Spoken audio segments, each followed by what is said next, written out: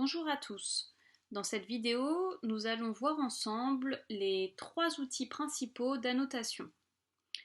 Nous allons commencer par dessiner un rectangle. Donc, on va aller chercher l'outil polyligne. On va cliquer et cette fois-ci, on va faire quelque chose d'un petit peu plus précis puisqu'on va rentrer des mesures. Donc là, je vais me mettre en mode orthogonal. Je vais l'activer en bas de mon écran.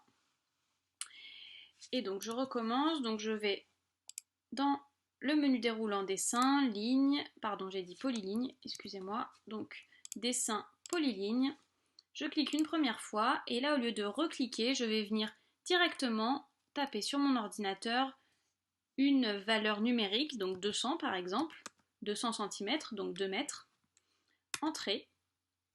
Là mon trait s'est directement créé à une échelle donc, qui représente 200 cm.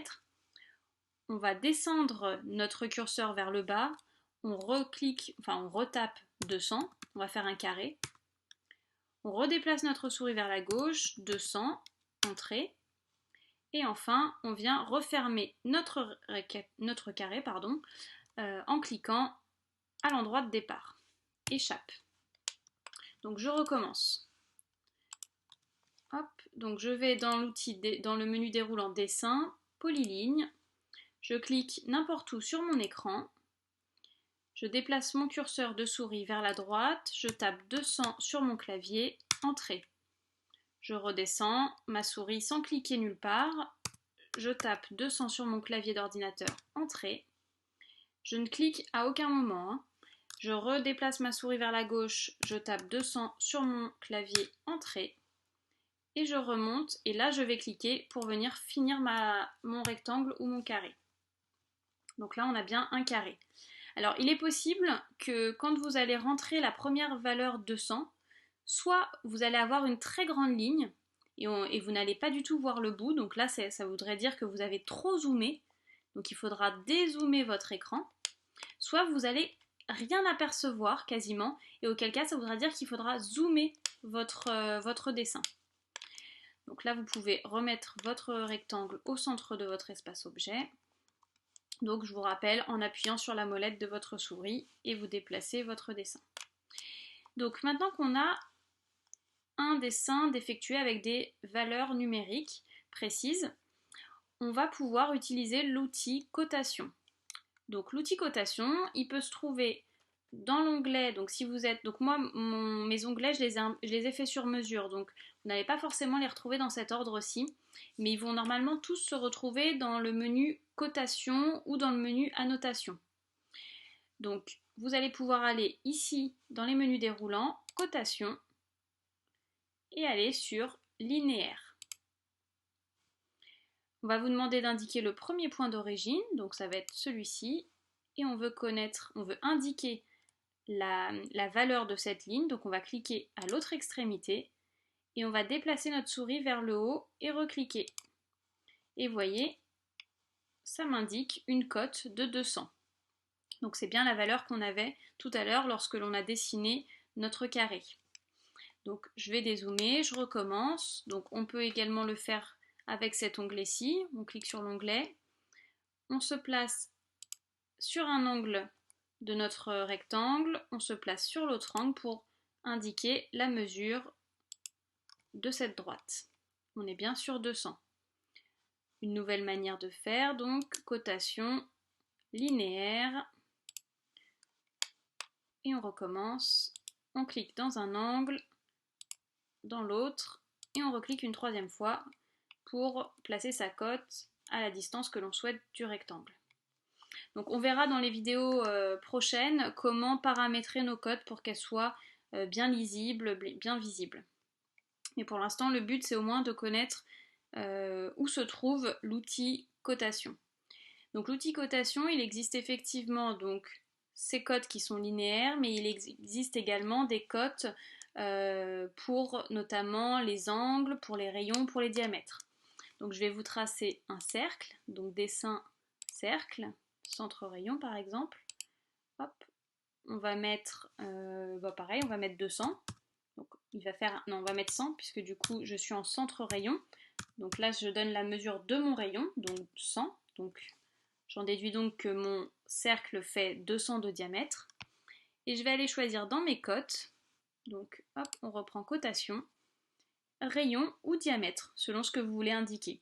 Donc moi je vais choisir de mettre le rayon puisque c'est ce qu'on a rentré, donc j'ai cliqué sur rayon. Je clique tout simplement sur mon cercle et là, je viens placer ma cotation à l'endroit souhaité, je reclique et là regardez, rayon 100. Donc là il m'a indiqué que mon rayon de ce point-là à mon centre fait bien 100 cm. Enfin 100, puisque là on n'a pas encore indiqué que c'était des centimètres. Donc je le refais, cotation, rayon, on vient de faire rayon, donc là je vais vous faire diamètre, donc diamètre, on clique sur le cercle et il le fait automatiquement, vous voyez ma ligne, hop, je la positionne ici, après vous pouvez déplacer plus ou moins loin votre curseur du cercle pour mettre à la distance souhaitée votre cotation. Et donc diamètre 200. Donc on a bien un diamètre de 200, un rayon de 100. Donc jusque là, tout va bien. Donc ça, ce sont pour les outils cotation. On peut également coter un angle. Donc cotation, toujours, angulaire. Alors là, ils vont nous demander de choisir l'arc, ou la ligne, ou le cercle. Donc moi, en l'occurrence, je vais demander la cotation de cet angle-là. Donc je vais sélectionner une première ligne, il me demande de sélectionner du coup forcément la deuxième ligne, et vous voyez, il m'indique la cotation de mon angle, donc qui est à 90, qui est normal puisqu'on a tracé un carré, ou un rectangle. Ok, donc 90 degrés, donc on a vu les cotations linéaires, donc pour donner des cotations droites, on a vu les cotations d'un rayon, la cotation d'un diamètre, et également la cotation angulaire.